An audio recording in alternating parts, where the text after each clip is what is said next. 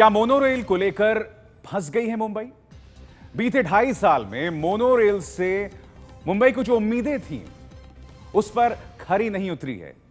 Monorail की सुरक्षा को लेकर भी सवाल खड़े हुए हैं और इसे चलाने की लागत को लेकर भी।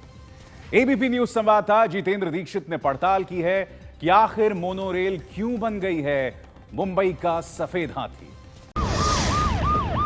ये तस्वीरें बयान कर रही हैं कि मुंबई मोनोरेल की हालत इन दिनों कितनी बदहाल है। इसी हफ्ते भक्ति पार्क स्टेशन के पास मोनोरेल अचानक बंद हो गई और करीब आधे दिन तक मोनोरेल का यातायात ठप रहा।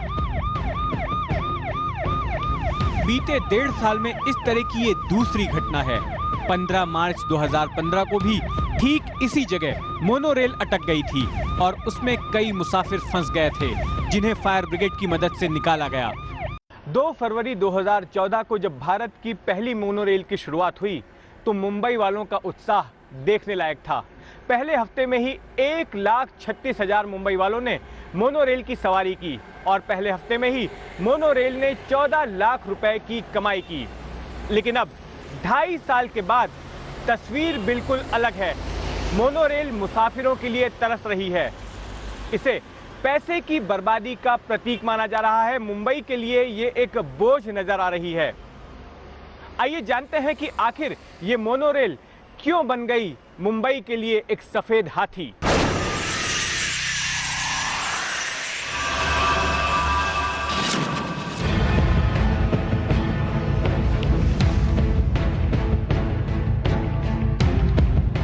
हम इस वक्त मोनोरेल में वडाला से चेंबूर के बीच सफर कर रहे हैं। इस वक्त मेरी घड़ी में 9:45 बज रहे हैं। आमतौर पर यह मुंबई का वो वक्त है जब तमाम पब्लिक ट्रांसपोर्ट के साधन, चाहे वो लोकल ट्रेनें हों, मेट्रो हो या फिर बेस्ट की बसें हों, मुसाफिरों से खचाखच भरी रहती हैं। ऑटो टैक्सी मिलने में भी दिक्कत होती है। लेकिन आप इस मोनोरेल को देखिए, इस वक्त पीक आवर्स के वक्त मोनोरेल में कई सारी सीटें खाली पड़ी हैं और यहाँ पर चंद लोग ही बैठे नजर आ रहे हैं।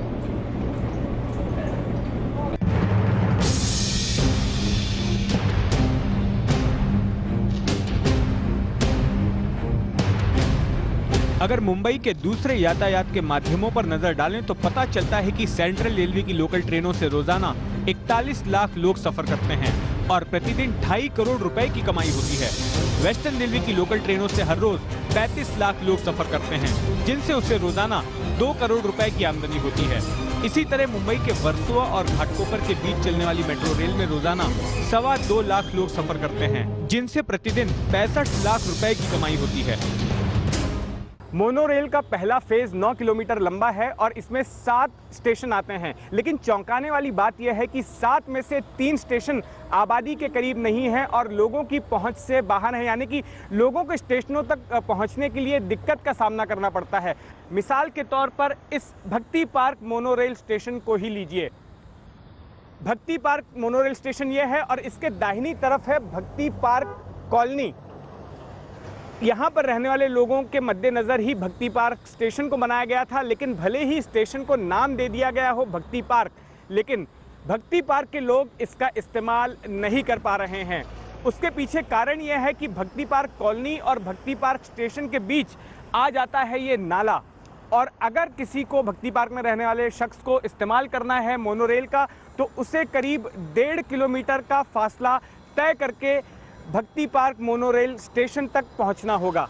यहाँ से कनेक्टिविटी अच्छी नहीं है और दूसरा जो स्टेशन है वहाँ वो ज़्यादा अप्रोचेबल नहीं है। वहाँ से उतर के आपको फिर दूसरा पब्लिक ट्रांसपोर्ट लेना पड़ता है।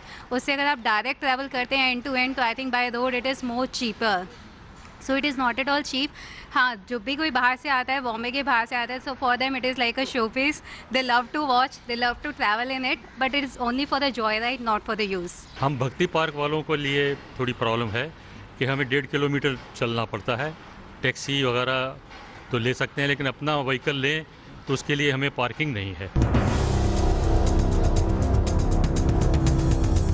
अगर आम नागरिक मोनोरेल का फायदा नहीं उठा सकते तो आखिर मोनोरेल की प्लानिंग किसके फायदे को मद्देनजर रखकर की गई, ये जानते हैं अनिल गलगली से, जो कि मोनोरेल प्रोजेक्ट को बारीकी से स्टडी करते आए हैं। अगर हम देखेंगे कि मोनो रेलवे के जो स्टेशन बने हैं, जो हर स्टेशन ऐसे जगह पर बने हैं जहां आम बस्ती नहीं है, मेरा तो स्पष्ट आरोप है कि MMRDA और सरकार ने सिर्फ बिल्डरों के हित के लिए, बिल्डरों को लाभ पहुंचाने के लिए और उनके मकान बेचने के लिए मोनो रेलवे को बनाया है।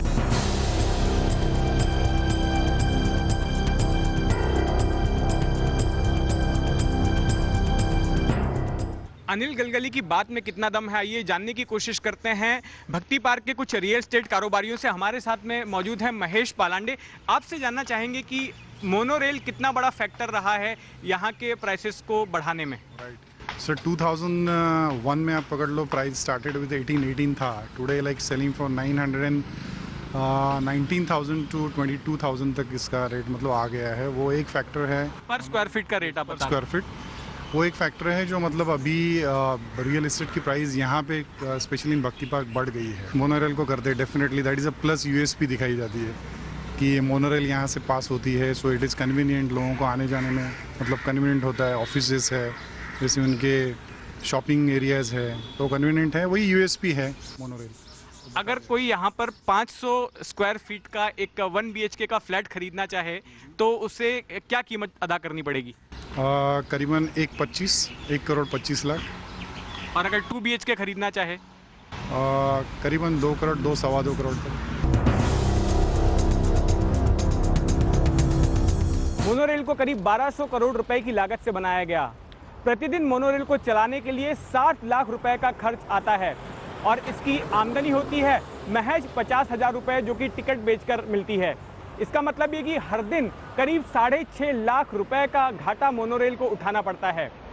इसको शुरू करने की पहली डेडलाइन अप्रैल 2011 की थी, लेकिन कई कारणों से काम वक्त पर नहीं शुरू हो पाया और इसकी लागत बढ़ती गई।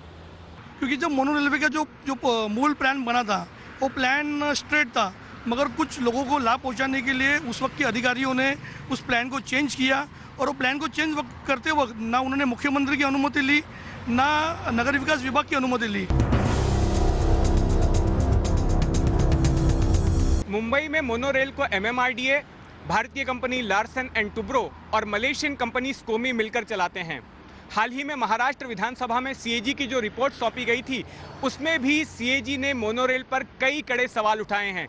CAG ने करीब 21 खामियां पाया है मोनोरेल के प्रोजेक्ट में और साथ ही ये भी बात बताई है कि किस तरह से मोनोरेल प्रोजेक्ट के कंसल्टेंट तय किए जाते वक्त और इसकी लागत तय किए जाते वक्त पारदर्शिता नहीं बरती गई। जो कैग की रिपोर्ट ने सीधे उसे निर्माण से लेकर उसे चलाने तक हर जगह पर टिप्पणियां की है। सबसे बड़ी बात है कि इसमें जो वो घटिया सामग्री का इस्तेमाल किया, जो मोनो रेलवे का जो निर्माण था, जो उसका स्ट्रक्चरल जो निर्माण काम था, वो 120 साल तक टिके रहने की गारंटी जो मौजूदा काम नहीं दे रहा है। उस वक्त के MMRDA के अधिकारी कॉन्ट्रैक्टर ने मिलीभगत करके उसमें घटिया सामग्री का इस्तेमाल किया, जिसकी वजह से मोनो रेलवे की जो सुरक्षा पर बड़ा प्रश्न चिन्ह लगा हुआ है।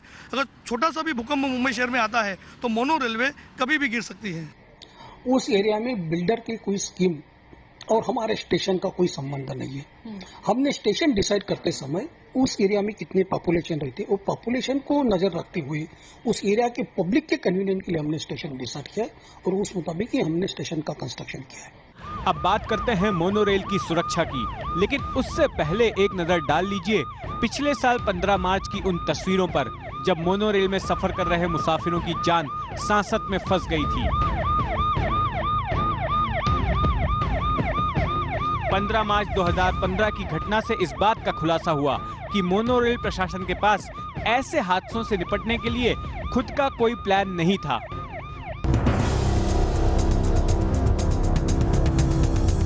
पंद्रह मार्च की सुबह बिजली सप्लाई बंद हो जाने की वजह से मोनोरेल बीच राह में अटक गई। इसमें सफर कर रहे 11 मुसाफिर 1.5 घंटे तक फंसे रहे, जिन्हें फायर ब्रिगेड की मदद से निकाला गया। तो 15 मार्च की घटना से इस बात का खुलासा हुआ कि इस तरह के हादसों से निपटने के लिए मोनोरेल के पास खुद का कोई प्लान नहीं था। तो आप अगर मोनोरेल के बारे में बात कर रहे हो तो मोनोरेल तक पहुंचना एक काफ़ी डिफ़िकल्ट चीज़ है, क्योंकि अगर नीचे रास्ता अगर नहीं रहेगा तो हमारी कोई भी गाड़ी वहां तक नहीं पहुंच पाएंगी, और गाड़ी नहीं पहुंचेंगी तो हम सीढ़ी भी नहीं लगा पाएंगे। हमारे पास तो इवैक्यूएशन प्लान यही है कि हमको दूसरी मोनो से वहां तक पहुंचना पड़ेगा और उनको रेस्क्यू करना पड़ेगा। मोनोरेल की लाइनें घाटकोपर से थाने और कल्याण से भिवंडी के बीच भी बिछाई जाने वाली थी, लेकिन मोनोरेल की मौजूदा हालत को देखते हुए इसके भविष्य के रास्ते फिलहाल बंद हो गए हैं।